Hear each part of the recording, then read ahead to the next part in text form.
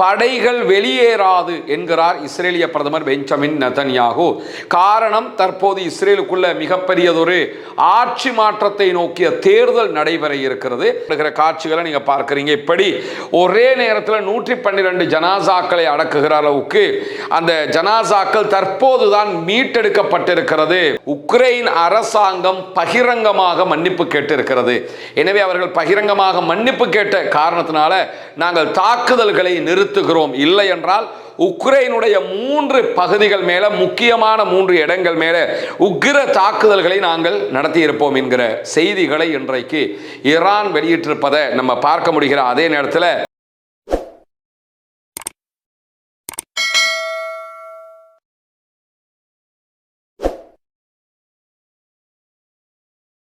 அன்றைக்கினிய சகோதர சகோதரிகளே, நம் அனைவர் மீதும் ஏக இறைவனுடைய அமைதியும் கருணையும் உண்டாகட்டுமாக என்கிற உயரிய பிரார்த்தனைகளோடு தொடர்ச்சியாக காசா மீதான தாக்குதல்களை அதிகப்படுத்தி கொண்டு வருகிறது இஸ்ரேலிய ஆக்கிரமிப்பு படைகள். 2 ஆண்டுகள் தொடராக நடைபெற்ற ஒரு மாபெரும் யுத்த நிறுத்தமாக மாற்றப்பட்டு ஒரு 8 மாதங்களை தாண்டி கொண்டிருக்கக்கூடிய இந்த சூழல்ல யுத்த நிறுத்த காலத்துக்குள்ளும் இஸ்ரேலிய ஆக்கிரமிப்பு படைகள் தொடர்ந்து காசா அப்பாவிகள் மீது தாக்குதல்களை நடத்தி 1200க்கும் மேற்பட்ட அப்பாவிகளை கொன்று குவித்திருக்கிறார்கள். 1200க்கும் மேற்பட்டவர்கள் ஷஹீதாகி 3000க்கும் மேற்பட்டவர்கள் படுகாயம் அடைந்திருக்கக்கூடிய செய்திகள் எல்லாம் தொடர்ந்தும் வெளியாகி கொண்டிருக்கக்கூடிய சூழல்ல மீண்டும் இஸ்ரேல் காசா மீதான தாக்குதல்களை அதிகப்படுத்தி கொண்டிருக்கிறது. காரணம் என்னன்னா, காசாவினுடைய போராட்ட அமைப்புகள் தங்களுடைய ஆயுதங்களை காசாவிலே உருவாக்கப்படுகிற தேசிய அமைப்பிடத்தில் ஒப்படைப்பதற்கு தயார் என்று அறிவித்ததற்கு பிறகு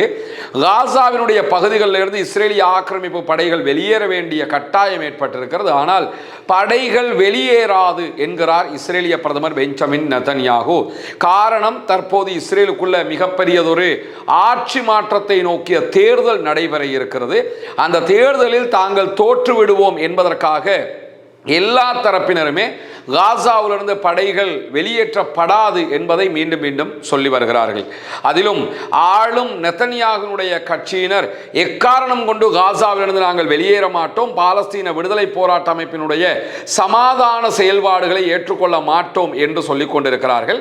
இதே கருத்தை தான் எதிர்க்கட்சிகளும் தற்போது பிரச்சாரம் செய்து கொண்டு வருகிறார்கள். நாங்கள் ஆட்சிக்கு வந்தோம்னா நெதன்யாகு செஞ்ச மாதிரிலாம் செய்ய மாட்டோம், இப்படி ஒரு அமெரிக்காவுக்கு பயந்த ஒரு ஒப்பந்தத்துக்கு நாங்கள் போக மாட்டோம் என்றெல்லாம் அவர்கள் கருத்து சொல்வதை நம்ம பார்க்க முடிகிறது. எனவே தொடர்ந்து இப்படியான கருத்துக்களை இஸ்ரேலியர்கள் வெளிப்படுத்தி வருகிற அதே நேரம் தற்போது இஸ்ரேலிய ஆக்கிரமிப்பு படைகள் காசாவுக்குள் தாக்குதல்களையும் அதிகரித்துக் கொண்டு வருகிறது. இன்றைக்கும் 7 அப்பாவிகள் காசாவுக்குள் கொல்லப்பட்டிருக்கிறார்கள், ஷஹீதாகி இருக்கிறார்கள் என்கிற செய்திகளுக்கு மத்தியில் 2023ஆம் ஆண்டு அக்டோபர் 7ஆம் தேதி முதலாக இஸ்ரேலிய படைகள் 2 ஆண்டுகள் காசா மீது தொடர் தாக்குதல்களை நடத்தி வந்த நிலையில் காசா மீது நடத்தப்பட்ட தாக்குதல்களில் ஒரே நாளில் 308 அப்பாவிகள் காசாவில் கொல்லப்பட்ட ஒரு சம்பவம் பதிவாகி இருந்தது. அபு ஷரியா அதே போன்று ஹசைனா என்கிற 2 குடும்பத்தைச் சேர்ந்தவர்கள், அவர்களுடைய முழு குடும்பமுமே அந்த தாக்குதலில் அளிக்கப்பட்டது. நமக்கு தெரியும், அரப்ஸை பொறுத்தவரையில் அரப்ஸு தனித்தனியாக ஒவ்வொரு இடத்துல பிரிஞ்சு வாழ மாட்டாங்க. அவங்க வாழுகிற பகுதியில் அவர்களுடைய குடும்பத்தைச் சேர்ந்த எல்லோருமே பெரும்பாலும் இருப்பார்கள். கோத்திரங்களாகத்தான் அவர்கள் வாழுவார்கள். அந்த அடிப்படையில் தான் காசாவில் இருந்த அபு ஷரியா என்கிற ஒரு கோத்திரம், அதே போன்று ஹசைனா என்கிற ஒரு கோத்திரம், இவர்களை சேர்ந்த இந்த குடும்பம் கோத்திரத்தை சேர்ந்த 112 பேர் இந்த தாக்குதலில் கொல்லப்பட்டிருந்தார்கள். அந்த கொல்லப்பட்டவர்களுடைய ஜனாசாக்களை மீட்க முடியாத அளவுக்கு யுத்தம் அகோரமாக இருந்தது. யுத்தம் முடிந்து 8 மாதங்களுக்கு பிறகுதான் அந்த ஜனாசாக்கள் தற்போது மீட்கப்பட்டிருக்கிறது. மீட்கப்பட்ட 112 ஜனாசாக்களுடைய ஜனாசா தொழுகை இன்றைய நாள் நடத்தப்பட்டது. ஒரு மிகப்பெரிய ஜனாசா தொழுகையாக இந்த தொழுகை காசாவுக்குள் பார்க்கப்படுகிறது. இந்த காட்சிகளை நீங்க பார்க்க முடியும். ஜனாசா தொழுகையில் பங்கெடுத்திருக்கக்கூடிய மக்களுடைய காட்சிகளை தான் நீங்க பார்க்குறீங்க. ஜனாசாக்கள் வரிசையாக வைக்கப்பட்டு அடக்கம் செய்வதற்கான தொழுகை நடத்தப்படுகிற காட்சிகளை நீங்க பார்க்குறீங்க. இப்படி ஒரே நேரத்தில் 112 ஜனாசாக்களை அடக்குகிற அளவுக்கு அந்த ஜனாசாக்கள் தற்போதுதான் மீட்டெடுக்கப்பட்டிருக்கிறது. அந்த தாக்குதல்களில் சிக்கி இருந்த கட்டிட இடிபாடுகளுக்குள்ள இருந்து என்கிறத நம்ம பார்க்க முடியும். இன்னும் மீட்டெடுக்க முடியாமல் முடியாமல் பல ஜனாசாக்கள் இப்படி கட்டுமான இடிபாடுகளுக்குள்ளாக மற்ற இடங்கள் எல்லாம் இருக்கிற செய்திகளை காசாவினுடைய சுகாதார அமைச்சகம் தொடர்ந்து சொல்லி வருகிறது. இப்படியான ஒரு சூழல்ல தான் ஈரான் மீதான அமெரிக்க இஸ்ரேலிய தாக்குதல்களை தொடர்ந்து அவ்வப்போது அமெரிக்காவும் ஈரானும் தொடர்ந்து மோதி வரக்கூடிய நிலையில காஸ்பியன் கடல்ல பயணித்துக் கொண்டிருந்த ஈரானுடைய ஒரு கப்பல் மீது உக்ரைனுடைய ஆக்கிரமிப்பு படைகள் தாக்குதல்களை நடத்தி இருந்தது. ஆல்ரெடி உக்ரைனுக்கும் ரஷ்யாவுக்கும் இடையில தாக்குதல்கள் நடைபெற்று வரக்கூடிய சூழல்ல தான் காஸ்பியன் கடல்ல பயணித்த ஈரானுடைய கப்பல் மேல தாக்குதல்களை நடத்தி இருந்தது உக்ரைன். இந்த நிலையில தான் இன்றைக்கு இது தொடர்பாக மறைந்த ஈரானுடைய ஆன்மீக தலைவர் ஆயத்துல்லா அலி ஹாமனியினுடைய இராணுவ ஆலோசகர் மொஹ்சின் ரஸாய் வெளியிட்டிருக்கக்கூடிய அறிவிப்புகளில் காஸ்பியன் கடலில் ஜூலை 25ஆம் தேதி ஈரானுடைய சரக்கு கப்பல் மீது உக்ரைன் ஒரு தாக்குதலை நடத்தி இருந்தது.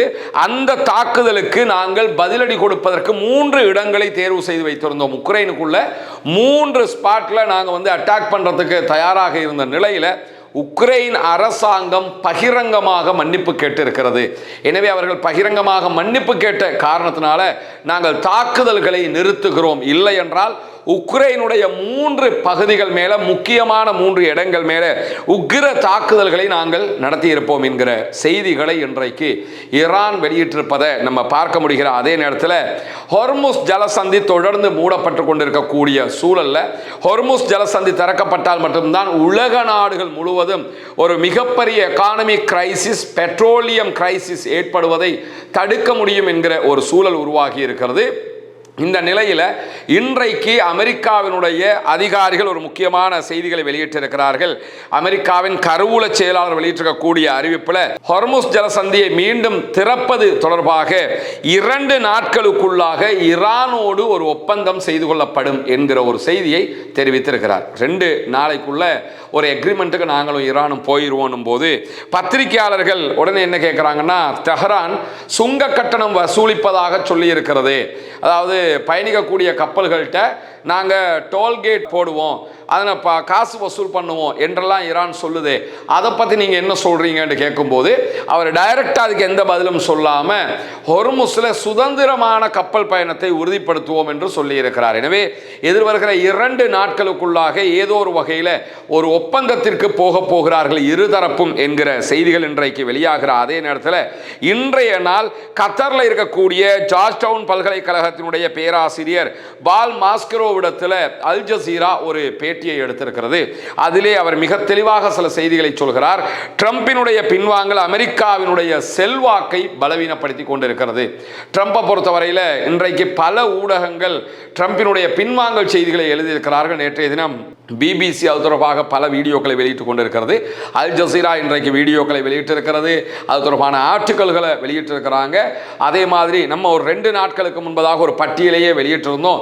எப்போ அமெரிக்க அதிபர் டொனால்ட் ட்ரம்ப் நான் ஈரானை தாக்கப் போகிறேன், அழிக்கப் போகிறேன், ஈரானுடைய ஒரு நாகரிகமே இல்லாமல் போகுது, ஈரானுடைய கார்க்கு தீவுகளை அழிக்க போறேன் என்றெல்லாம் டேட்டு போட்டாரோ அந்த டேட்ல இருந்தெல்லாம் பின்வாங்கி இருக்கிறாரு.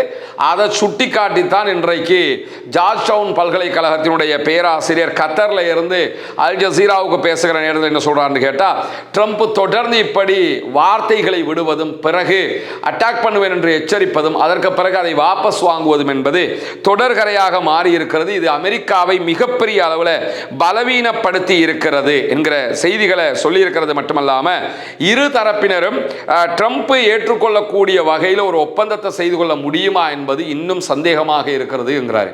ஏன்னா 2 பேருமே ஒப்பந்தத்துக்கு போகவும் வேணும், அதை ட்ரம்ப் ஜீரணிச்சுக்கிற மாதிரி இருக்கவும் வேணும். அப்படியான ஒரு நிலை இருக்கும்போது அப்படி ஒரு ஒப்பந்தத்துக்கு போக முடியுமாங்கிறது பெரிய கேள்விக்குறியாக இருக்கிறது என்று சொல்லிட்டு இடைக்கால தேர்தல் வருகிறது, அதிலே ட்ரம்ப் ஜெயிக்க வேண்டி இருக்கிறது.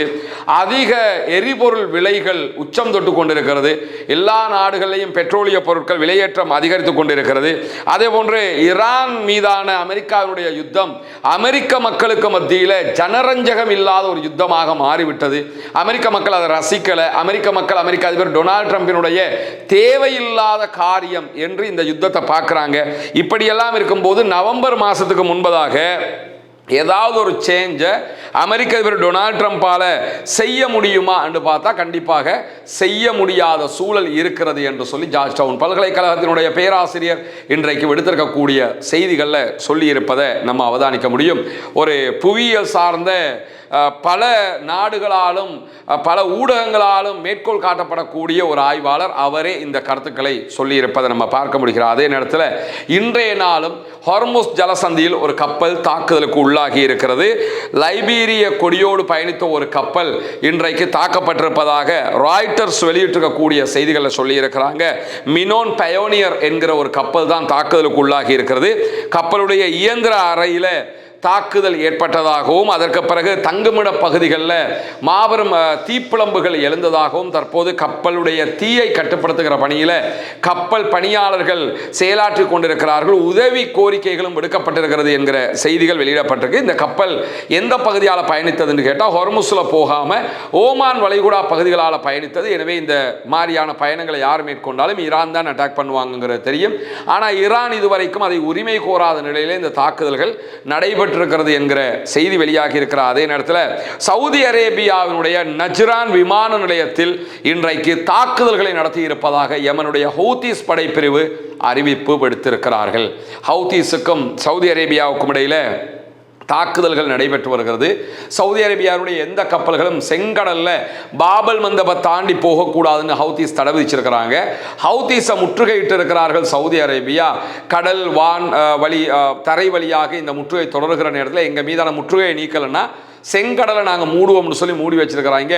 ஒரு பெரிய இக்கட்டு சவுதி அரேபியாவுக்கு ஏற்பட்டிருக்கக்கூடிய சூழலில் தான் இன்றைக்கு ஹவுதீஸ் வெளியிட்டிருக்கக்கூடிய செய்திகளில் சவுதியினுடைய ஆளில்லா விமானங்களை பயன்படுத்தி சவுதி அரேபியா சதா அதே போன்று ஹஜ்ஜா ஆகிய யமனில் இருக்கக்கூடிய பகுதிகள் மேலே தாக்குதல்களை நடத்தியிருந்தார்கள். அதுக்கு பதிலடியாகத்தான் சவுதி அரேபியாவுடைய நஜ்ரான் விமான நிலையத்தின் பல முக்கிய பகுதிகள் மேலே நாங்கள் தாக்குதல்களை நடத்தி இருக்கிறோம் என்கிற செய்திகளை வெளியிட்டிருக்கிறார்கள். எனவே ஒருபுறம் ஹொர்முஸில் ஒரு மிகப்பெரிய பிரச்சனை ஓடிக்கொண்டு ஹொர்முஸ் மொத்தமாக இழுத்து மூடப்பட்டிருக்கிறது.